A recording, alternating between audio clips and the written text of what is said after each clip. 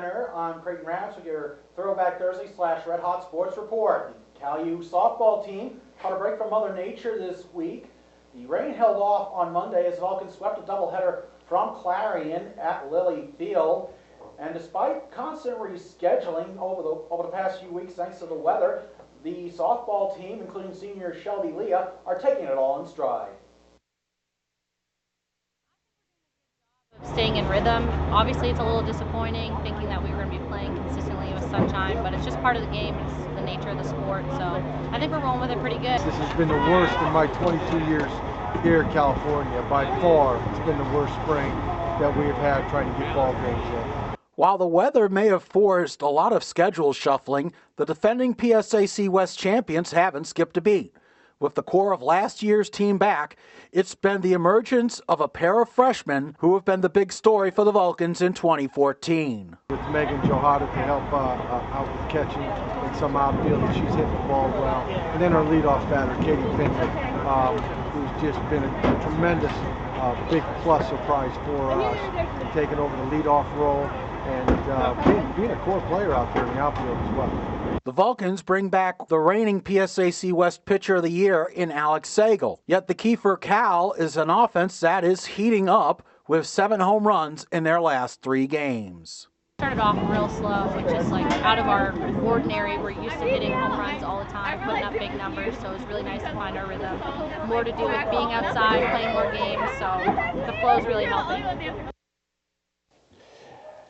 And as you see, the score from the game on Monday, it was California 7, Clarion nothing, and a nightcap shortened 5 innings by the mercy rule. Vulcans dispatched Clarion 10-0. They followed up that sweep with a pair of wins over Indiana on Tuesday. Vulcans won the first game 4-2. Then they rallied with a 5-run fifth to win a nightcap 9-5.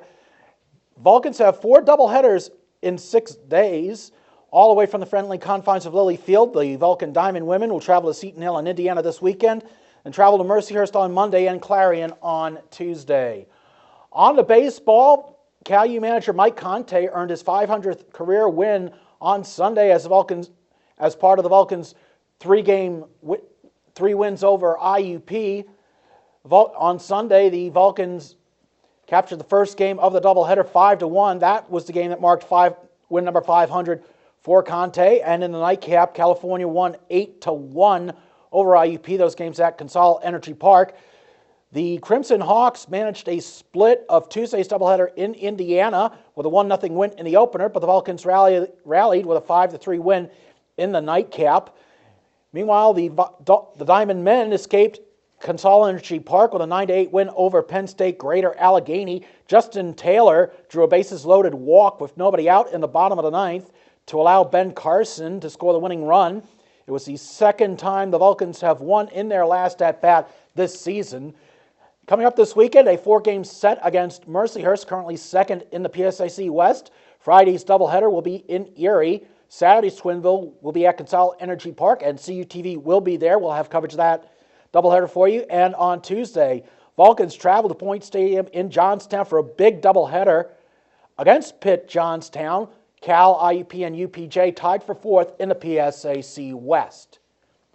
On to the Lynx, Justin Eck's first-place finish paced the California Vulcans men's golf team to a second-place finish at the Edwin Cottrell Invitational held this past week at the Penn Oaks Country Club just outside Westchester. The junior from Williamsport carded a 3 over par to win the event by 4 strokes. It was the first medalist in a tournament for Eck in his collegiate career. The Vulcan men's golf team, currently second in the Atlantic region, will compete in the Spatafora Invitational at the Indiana Country Club this coming week. Now on to the track. Aaron Dinzio set a conference and school record while qualifying for the national meet during the Stanford Invitational in Palo Alto, California over the weekend. The junior from Sydney, Ohio, shattered the PSAC record in the 10,000-meter run with a time of 28 minutes and 40.88 seconds. That shattered the previous record set by former California Vulcan Christopher Clark in 2009. It was that feat that earned Dinzio PSAC Track Athlete of the Week honors. The men's and women's track teams have meets this weekend at Kutztown and Bucknell. Also this weekend, it's the end of the Pens regular season. They face Philadelphia on Saturday and Ottawa on Sunday, and I'm pretty excited about the playoffs this year. Stanley Cup playoffs doesn't get any better than that. You can see my beard's going to get ready to take shape here. But my Stanley Cup prediction, I got the St. Louis Blues over the Boston Bruins in the Stanley Cup final. Ryan Miller and David Backes will be getting their first rings. Good for them. I'm definitely excited. I hope I get to watch more games than I got to last year. I was so busy. I really hope I do get to sit down and watch a decent amount of playoff games this year. I obviously want the Pens to win, but that's just biased. I think it's all going to depend on matchups. So we do have one final note that just came in late Thursday. Morgan Hugel, a junior from Cranberry up in Venango County on the Cal-U track team, earning PSAC winter top 10 honors. Carries a 4.0 GPA as a secondary ed major. He was also valedictorian up at Cranberry High School in Venango County. So way to go, Morgan, and way to represent Cal-U. Thanks, Creighton. And finally, comedian Dave Chappelle once said that most everything looks better in slow motion. And this is true even if it's a failure in judgment by a dog named Snoopy. Just as skateboarders and extreme athletes can misjudge their own jumps, so can a little dog. Take a look.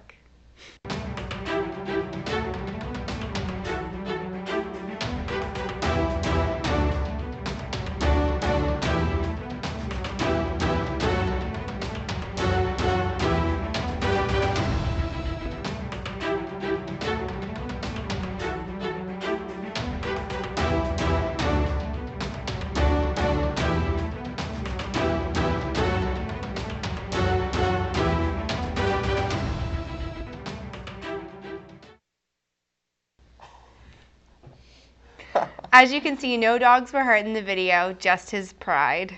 You know, there was a former ESPN segment just before Monday Night Football called Jacked Up, and that probably would have made it if there was still had the show going on. I feel bad because I've watched my own dog do this so many times where he thinks he's going to make it, and he just doesn't. And when dogs get older, like mine, their knees will start to give out, and it's so tough to watch them try to jump up on like couches and stuff. So yeah, but he's okay. He was good. Yes, he wasn't hurt. That's the important thing. That will do it for this week's edition of CUTV News Center. You can check out our live feed at cutv.calu.edu or our YouTube page at CUTV News Center. Thanks for watching and have a great week.